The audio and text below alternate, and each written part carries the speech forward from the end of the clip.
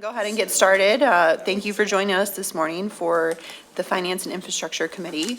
We're going to go ahead and call this meeting to order, and the first item on the agenda is public comment, if there's anyone from the public who wishes to comment. Good morning. Grand Rising, everyone. D. Jones, passionate entrepreneur and visionary. First, I'd like to say happy birthday, Rob. Kent County Commissioner Rob, man, that's my guy. Happy birthday, man. Fighter for justice, equality, equity. And I've been out there with Rob out there on the front lines, grassroots, about a lot of social issues. But just happy birthday, man. I love you, man.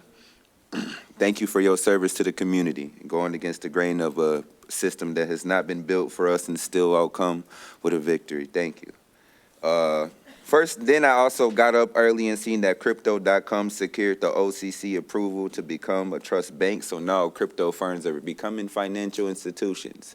And I wanted to say that at the Finance and Infrastructure Committee, because I believe eventually we will have crypto firms here, potentially in Michigan or across the United States or the United Nations. But now it is actually a thing here in the United States. So I'd like to get that out there because a lot of people tell me, D. Jones, financial institutions are getting the banks, even though Larry Finks keep buying all of the Bitcoin, and all of these financial institutions keep buying all of the Bitcoin. And then I'll also help develop the framework for the Party token. It's a decentralized streaming platform, and the coin's utility is also going to be used for 3D printing construction. I also was doing a little bit of research and found out that a bank, Tennessee Valley Credit Union, has actually used 3D printing construction to 3D print a bank. So 3D printing. And then a couple days ago, I was at a Chambers event at a happy hour, and I spoke to Huntington Bank. And then I ended up speaking to some big people at Huntington Bank, and now Huntington Bank is trying to finance 3D printing construction because they're going to be they bought a bunch of banks in the South because they were bigger than the other financial institutions, and now they're actually going to be expanding to the South to 8 states. And so, you know, it's a good thing actually for having them to adopt institutional financial framework for them to be able to finance 3D printing construction itself. And D. Jones is the pioneer and visionary that's been at it for so consistent, understanding government and financial infrastructure, just institutions and how institutions build financial power. I am also a finalist for the Community Advocate Award for the GER Junior Chambers. So I don't know if I'll get it depending on how the, politics are around here in DeVos's and Van Andels, but with me running and me shedding a couple tears for equality and affordable housing and just an equitable economy and just everybody having the best equal opportunity and having the best economy, period, for Kent County and just across the globe, and just setting the example. Today on Rob's birthday, I got something, and it was the international government. It says each year trillions of dollars from foreign government procurement opportunities are given. And so happy birthday, Rob, and I believe one day we will change the infrastructure. Thank you, Dee. Is there anyone else from the public who wishes to comment this morning? Okay, seeing none, we will move on to item number 3, the special order of business. We'll have our equalization annual report from the Bureau of Equalization.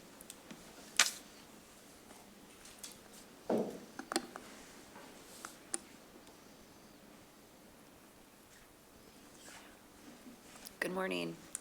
Good morning. Thank you for inviting me here this morning.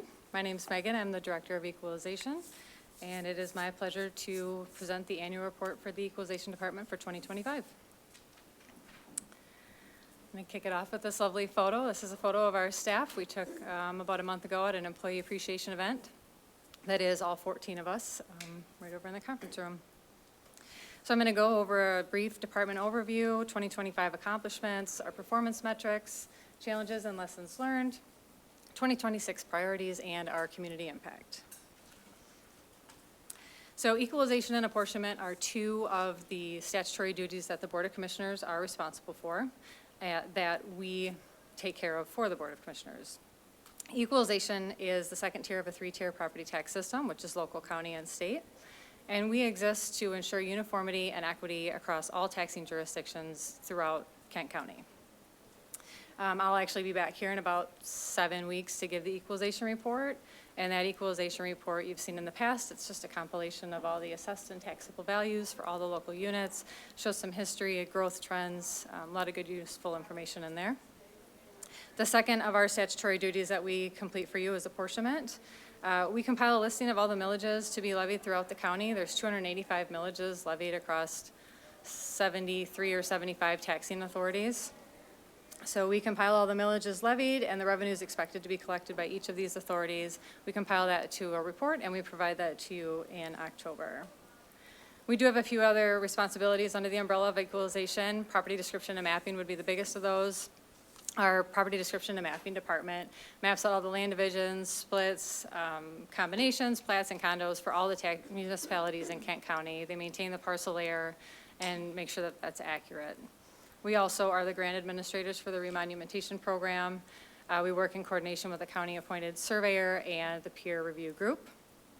And we are also the damage assessment coordinators, working together with emergency management through the sheriff's department. So our accomplishments are always, they're somewhat the same year after year. We do the same functions year after year. Everything that we do is statutorily based, right? So we're always doing the same thing. If we do not successfully complete our statutory duties, then we are potentially subjecting the county to a state equalized factor, which would significantly degrade the integrity of the property tax assessments throughout the county. So in order to prevent that from happening, this is what we have done. We've ensured that the assessed values in each class of property were accurately set at 50% of true cash value. We also ensured proper calculation of assessed and taxable values throughout the county. We do this by auditing assessment rolls to ensure that any value that's been added to, removed, or adjusted on the assessment roll has been calculated properly. And the reason for that is to make sure that we protect the millage reduction fraction calculation.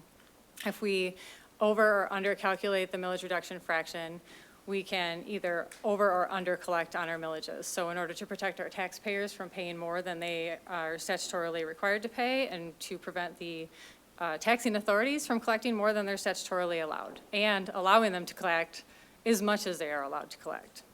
So that really works in both directions. We've also verified the accuracy and the authority to levy every millage that gets levied throughout the county before it hits the tax rolls. As far as our people go, we have invested heavily in our staff education and training. We do a lot of that in our department. We've increased our meetings with our staff. We've increased our internal training with our staff. And then we've also been able to send a few more people out and about into the community. We have a lot of professional associations. There's conferences and seminars that are equalization and assessing based. We've been able to utilize scholarships from our associations to fund a lot of this, and then some of our associations provide free education as well. So we're just increasing our engagement and feel that we've accomplished something with that. Same here, we don't have a lot of performance metrics in the standard sense. Again, we are governed by the General Property Tax Act and the State Tax Commission's guidelines. So we meet all our deadlines because we don't have a choice. So our performance metrics are always hit every year. We're consistently in compliance with their requirements. And then we also work very hard to go above and beyond the requirements. We try to hit our deadlines early. When we hit our deadlines early, it allows the recipient of our work to have more time to do their work, whether that's the assessing community or the State Tax Commission. So that's something that we strive for in every aspect of our work. We also offer additional periods of time for communication with our assessing communities so that we don't have a top-down approach coming from county to locals, giving us an opportunity for collaboration and mutual respect with our local units. We also, we offer, when there aren't standards that we have to meet, so the International Association of Assessing Officers has a very high set of standards for assessment administration. So whenever there aren't standards that we have from the State Tax Commission, we default to the IAAO standards, and we consistently meet or stay above those standards. We also get audited every year by the State Tax Commission on our valuation determinations, and we have never had a deficiency noted. So our greatest challenges and lessons learned over the last year, and I would say more like the last couple of years, has been in staffing. More than 50%, 7 of our 14 staff people, not including me, so 8 of us have turned over in the last 2.5 years. Most of this was just due to retirements, but it has been a huge challenge for us because we have staff with a high degree of technical knowledge that we had to replace pretty rapidly. We've been very fortunate to find really highly skilled, highly intelligent workers, so it's worked out well for us, but that has definitely been our biggest challenge. And what we learned along the way was that our department didn't really have the best tracking of what each department role was doing. When you have staff that's been here for 10, 20, up to 30 years, it's pretty easy to lose track of who does what and what their real responsibilities are. So when we recognized that, we peeled back and started succession planning, department mapping, and preparing for these positions to turn over again in the future, working on training and just preventing this challenge from happening to future department leaders when people inevitably retire and move on. Of course, it's also one thing to get people in the door here at Kent County, and our benefits, wages, flexibility, all of those things, thank you, are very helpful to getting people in the door. But we also work very hard to improve our culture in our department. We want people to feel valued, we want people to be heard, and we want people to have, valuable input into what we're doing every day. So that's something that we are also working very hard on. So we're already well into 2026, working on our goals and priorities. One of the most exciting things is right in alignment with the strategic goal of innovation. We have tapped into the GIS folks in the IT department to help us build some dynamic maps. They've grabbed our live data from our database, the work sets that we're working on, in addition to market data, and they're projecting that into these dynamic maps so that we have a better visualization of what's going on across the county with market values and our values, land values. So we're really excited about that. That's something I've been wanting to work on. Now that we finally got our staff stabilized, we actually have some time to dig into some new things. We're also working hard to innovate and improve our processes as they stand, and just improve our knowledge of our software that we have available to us, the resources that we have available to us. AI is a big push right now, and we've taken a step back and decided that it'd be better for us to get better at what we do, innovate, reduce redundancies, improve our efficiencies, and just really hone in on the skill sets that we have and the unique talents of the individuals that we have in our department in order to be good stewards of county funds before we start investing in other options like AI software. So, of course, we're constantly working to reduce paper use and storage, especially with our upcoming move. And with all this change, we have to work very hard on resilience and adaptability with our staff. We need people to be prepared to move past the "this is how we've always done it" attitude. And I think we're doing really well with that. People are happy to be growing and moving along with us. And having 50% of the staff turnover in the last 2 years was a challenge, but it really opened up the door for us to grow, and it's worked out well.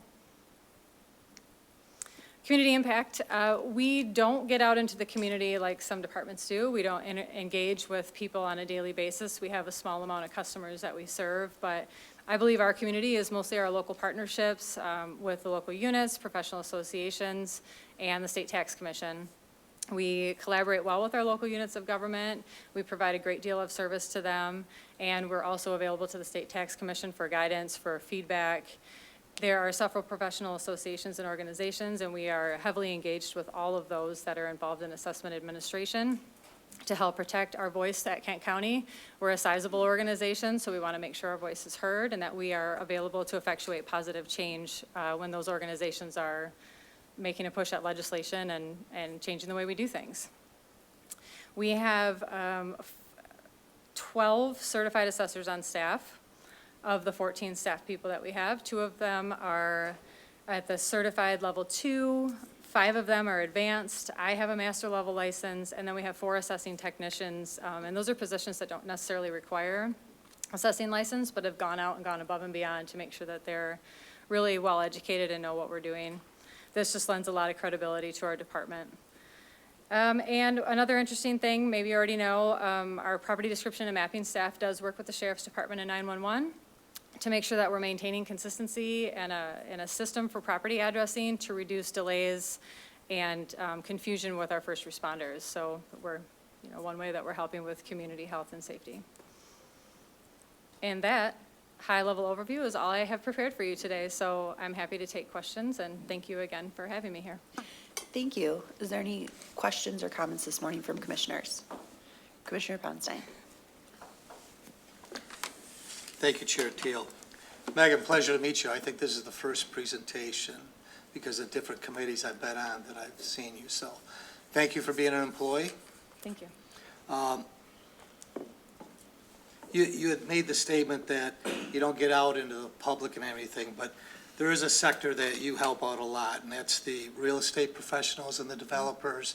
You know, the technology with GIS and mapping, that someone can sit at their desk and get a broad viewpoint at a property and what's around them in just a single click is just remarkable. So thank you for that. So my question is, with the tax rates and everything, catch-up millages. I know I've asked this question in the past. You know, you sell a home, they catch up to the real market value instead of what's been capped.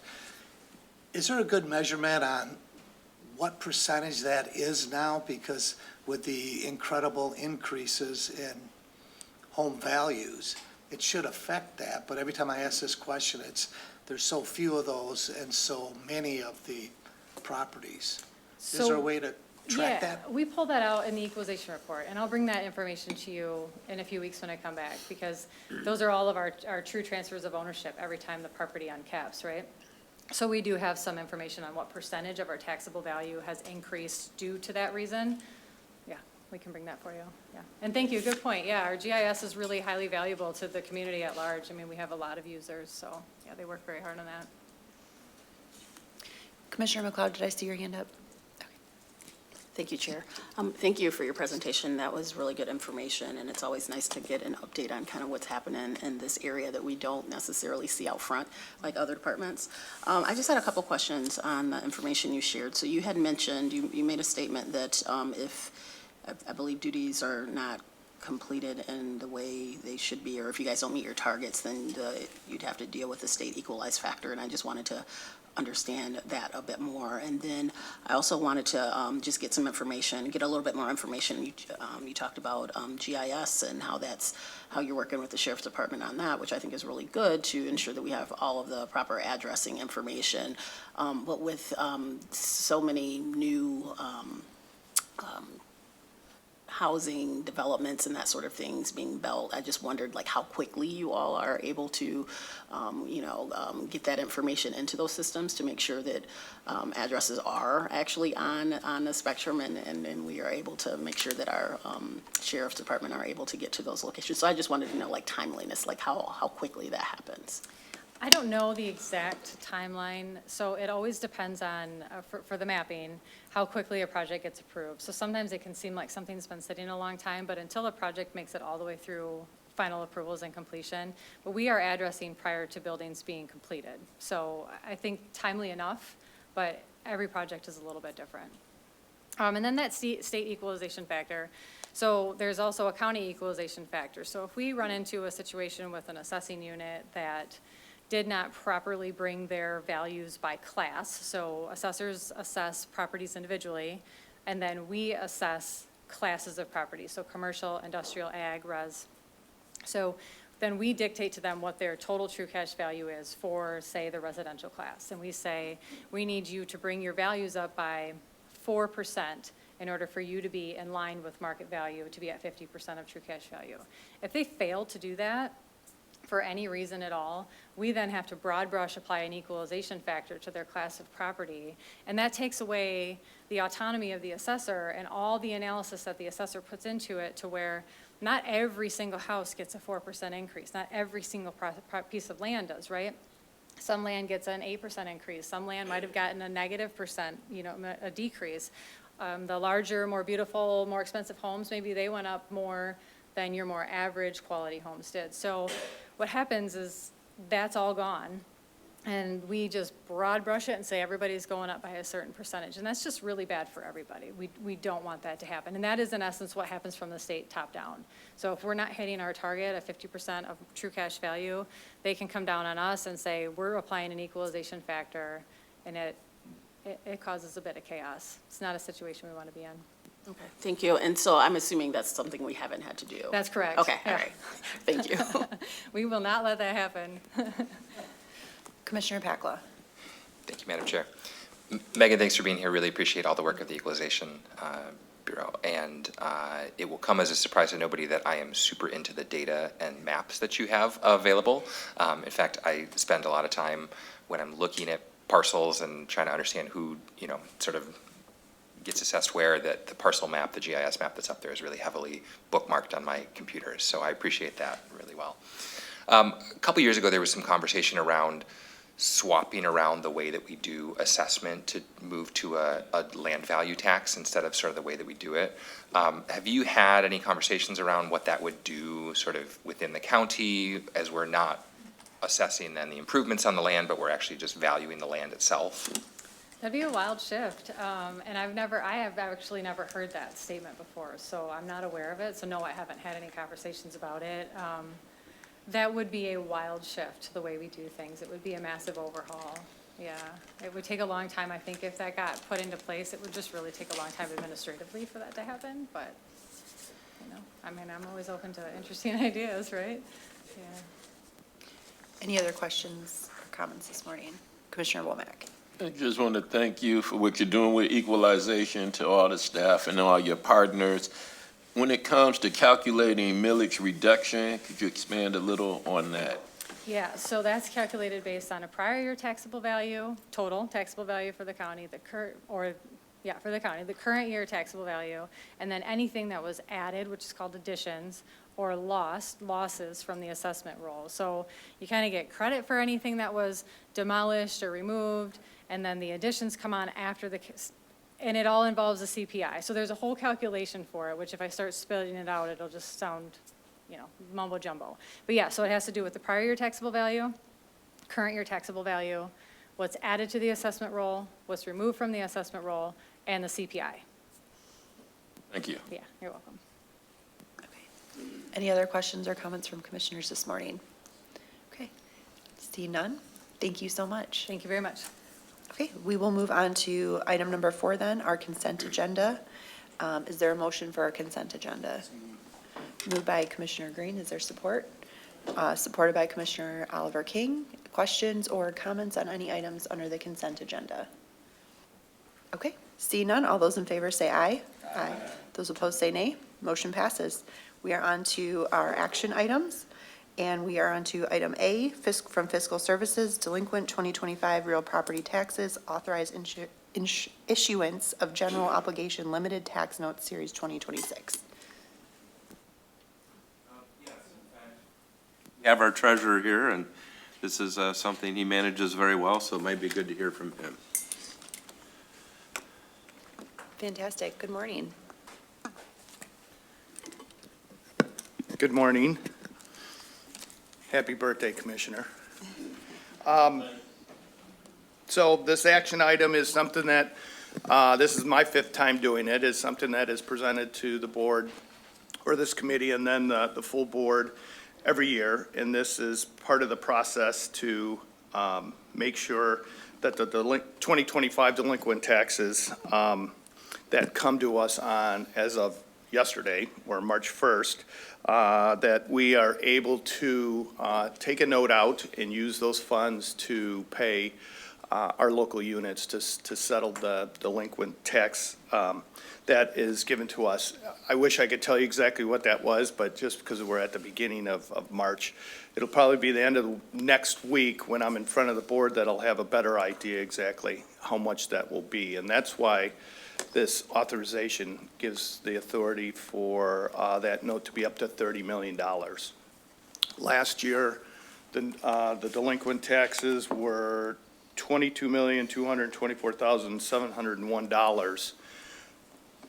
By the time we actually take out the note, a lot of payments have been made, so we only borrowed about a little over 18 million from there. So getting some reports from some of the bigger local units, it's probably going to be about the same.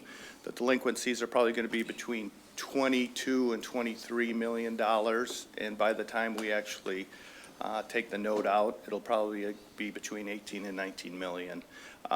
We haven't gotten any signs from anybody that it's going to be higher than that, but I asked for 30 million because I'd hate to come back if I only asked for 20 million. It was higher. I think in the past I've asked for 25 million, but we're getting close to that 25 million. So that's why last year I think we bumped it up to 30, and we've kept it at 30 this year as well.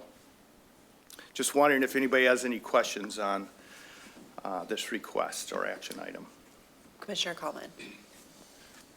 Thank you, Chair, and thank you, Mr. Treasurer, for being here and your work on this. I know for a number of years you've had in the works trying to build up some reserve to be able to self-fund this. I'm just curious on the status of that. Then additionally, these days, what do you expect the rough interest rate to be on these notes? Well, we probably have high teens. Are we about, I think we're at about 18, 19 million right now. So maybe within the next couple of years, we'll be able to self-fund, which will be huge. Most of the smaller counties, and I think you've heard of a county called Ottawa County before from someone in this, on this, this board here, or the administrator, that they have self-funded in the past, but their delinquencies are under $10 million. So not that that's easy, but it was a goal that was easier to attain. Ours has been, since I've been here, anywhere from about high 15 millions to obviously 22 million. So we're getting close to being able to do that, and that's a goal to do that, because I know there'd be a lot of money to be saved. Interest rates, you know, we're pretty competitive because we're AAA bond rated. So we're going to get some of the best rates out there, and we usually have 5 to 10 bidders on the bids, and I think we should probably be, I want to say it's going to be under 5%. I don't know. Steve, do you think? Yeah. And yeah, so our pledge date is going to be April 15th, and then those bids will be due May 4th. So between the authorization of what the board is going to allow me to borrow, that resolution on March 12th, by the time we actually give a pledge date of April 15th, that delinquency has come down quite a bit, a few $1 million, and that's why we'll be closer, probably between 18 and 19, that we'll actually take out the 2-year note. And then the bids are due on March 4th. We'll accept them. It's not always the lowest. It's the best for the county. Being able to pay them off early is key, because we always do. We're paying these off between 18 and 20 months, and there's some of the people who bid, banks or financial organizations that bid, will penalize you for paying them off early. And so we kind of discount that when deciding whether to take that bid or not. So it really depends on the details of their bid, but we try and go with the lowest bid. Did that answer your question? Yeah, that did answer the question. Thank you. And I'm assuming, so correct me if I'm wrong in this assumption, but that the issuance costs of the bonds are the same roughly, whether you're going for 10 million or 20 million. So it only makes sense to start self-funding kind of when we can do the whole thing. When we can do the whole thing, correct. Thank you. Yes. That's a perfect assumption, good assumption. Commissioner Ponstein. Thank you, Chair Teal. I was really in a good mood today until someone brought up financing of bonds, but I'll just let that go. Treasurer McGregor, thanks for being here today. Just a quick question. You know, we talk about the money involved, 15 to 22 million. What is the percentage of delinquencies? Not the amount of money, but how many people that are delinquent in this county? And do you track whether there's certain sectors in the county that are affected more than others? The tracking is tough because it's all depending on the volume. Obviously, the bigger cities are going to have more volume of parcels versus the rural areas. But per capita, it's probably about the same. You know, the Cedar Springs has, you know, as many forfeitures as, you know, per capita as the bigger cities of Wyoming or Kentwood or the city of Grand Rapids. So when it comes to the number, we're probably up on delinquencies about 100. Steve, is that what you said, 100 more from last year? Forfeitures will be about the same as last year. Yeah. So you have the delinquencies, which would be the first year that they come to me on March 1st. Your forfeitures is that year 2. That in either the first or the second year delinquency, we call that pre-forfeiture. We have forfeiture is that second year. Any of that time, those 2 years, anybody can redeem. When we say foreclosure, that's pretty much the end. You know, the train has left. That's a period at the end of the sentence there on foreclosure. So that's what we're trying to prevent. So it's pretty consistent. And it's the one thing I really never know exactly how much delinquency is going to be coming each year. We talk to the treasurers. Some say, oh, it looks a little bit better. But you really don't know until the end, because a lot of people, it's human nature to wait till the end to make your payments, you know? So if you're penalized, if you make your payment on February 28th, or you don't make it on February 28th and you wait till March 1st, it's a huge penalty. You're talking at least $375 plus a 4% interest. So there's a lot of people that come in early this week and they're floored by that penalty. I just want to thank you. I know you do a lot of work to not get to that F word, so Yeah. thank you. Sounds like our parents, right? Don't get to that F word. Vice Chair Hildebrand. Thank you, Chair. Thanks, Treasurer, for being here. I'm just trying to understand the mechanics of this just a little bit. So like out in my area, you know, Ada Township, you know, say they have $1 million of foreclosed property. I'm just throwing out. So you, through the county, pay them, and we then own those foreclosed properties. And then through the sale, we have an annual sale, that's the revenue that you're generated to pay off the bonds. So is that kind of the mechanics of how this works? No, you're kind of mixing a couple different things. Yeah, So help me out to what understand. this is the delinquency. So this is before we even think about foreclosure. So there's delinquent property, and people, you know, life happens. You get sick, you lose your job, you lose a loved one. Something happens where, or you just plain forget to pay your taxes. The local units are only going to send you one bill, right? And the local units, either you're going to pay them as a property owner, or I'm going to pay them to make them whole. So on March 1st, we settle with the local units, the townships and the cities, and whatever delinquency they have, that would be because it wasn't paid in 2025, your taxes, whether summer, winter, or both, they come to the county, and we write them a check. That's what this is for. We're writing the check to the townships, we're writing a check to the cities, to all the millages that use the property taxes, to the schools, to the community college, anybody that uses those property taxes. We're trying to make them whole so they can continue to provide the services that are needed in our community. That's what this is for. So now I have 2 years to collect on this note. And all the interest and fees that I collect during this collection period go to paying off.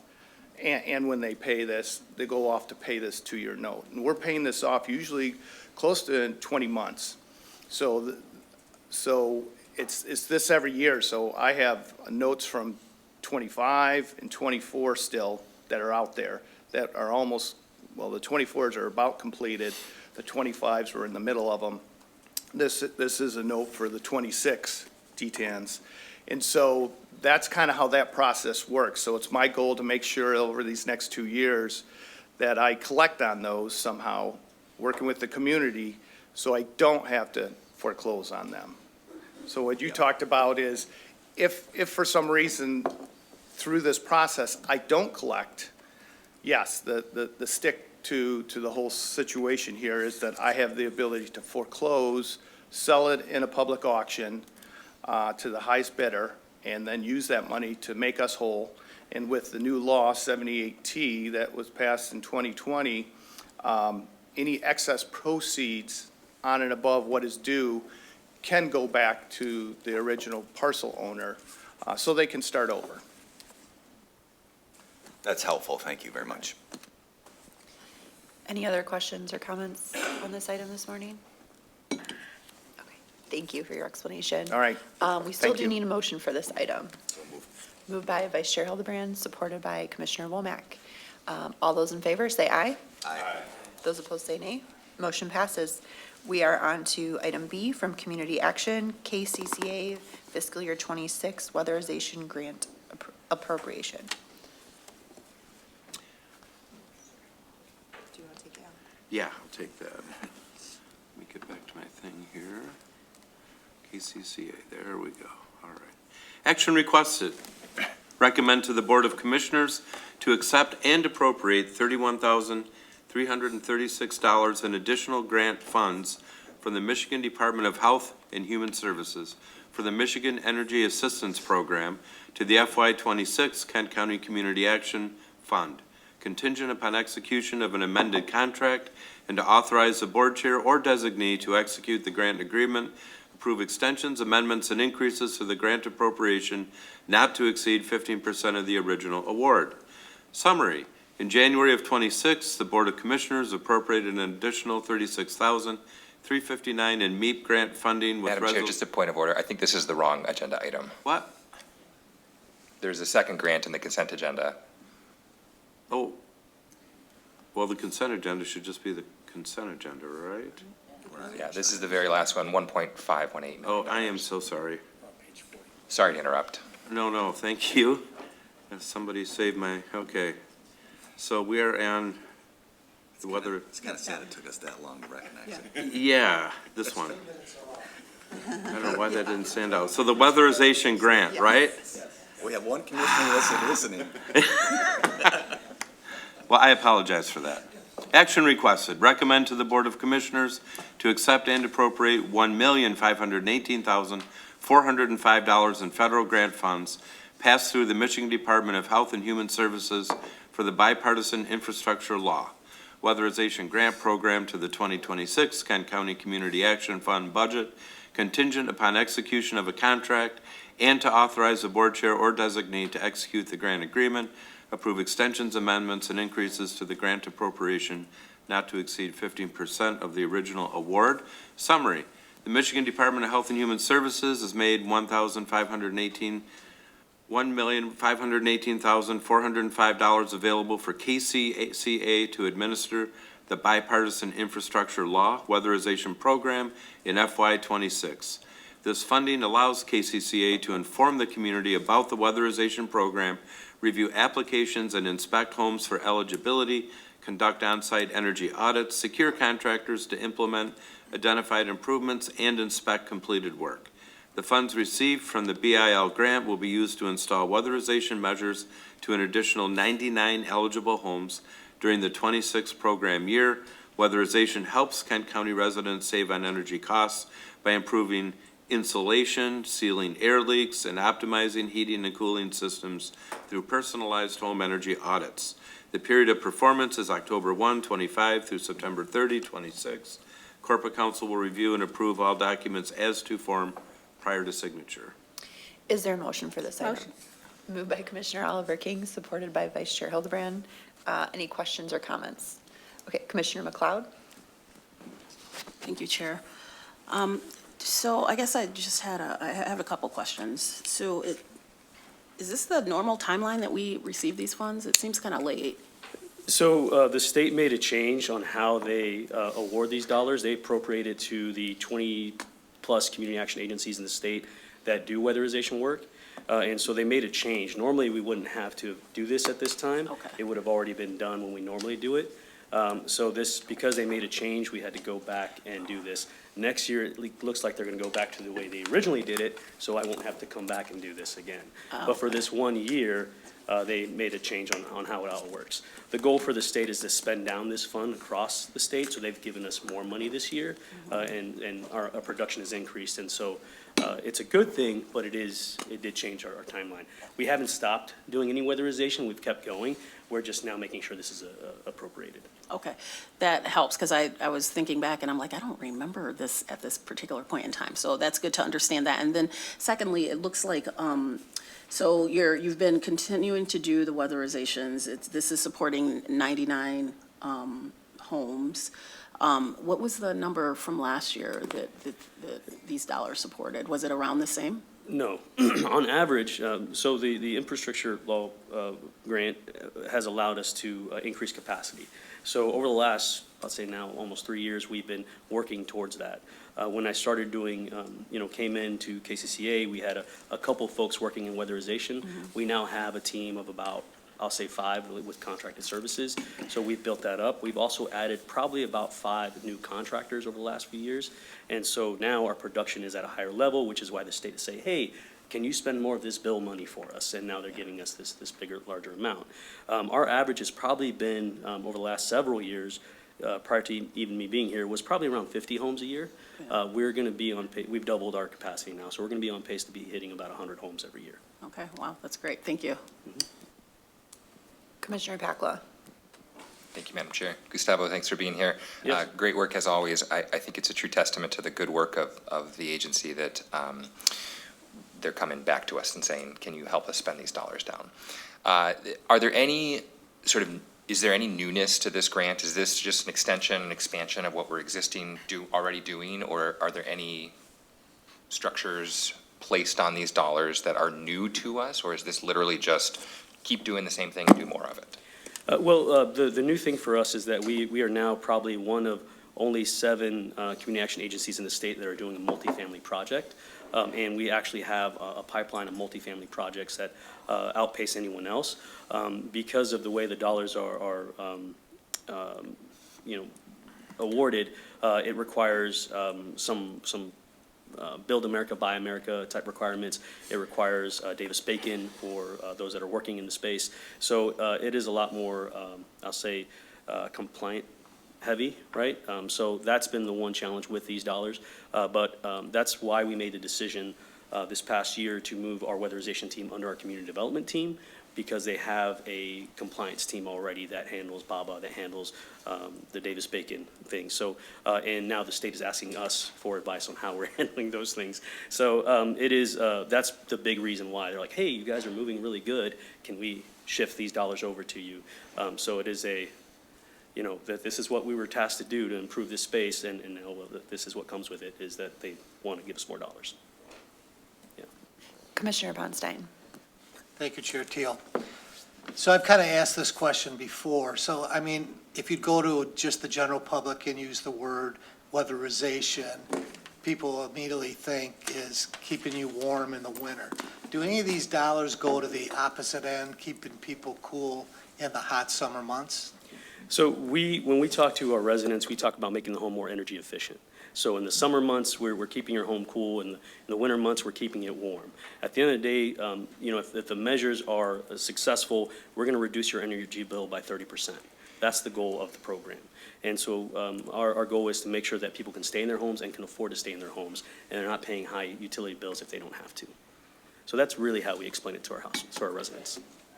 Everything I've heard on the street, you're doing an awesome job. We try. I have a great team. Any other questions or comments on this item this morning?